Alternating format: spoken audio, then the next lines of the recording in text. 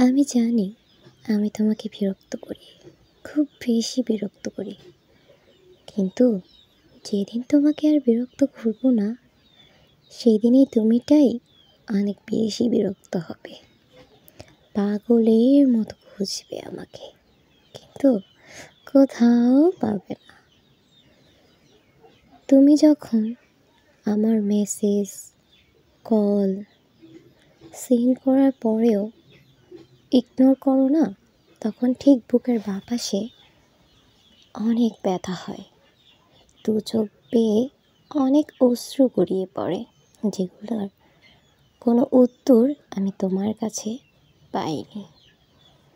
ভালোবাসা নামক শব্দটাকে তুমি এমনভাবে আমার জীবনে মৃত্যুর সমতুল্য করে তুলেছ, যা বলার মতোই না। ভালো থেকো প্রিয়।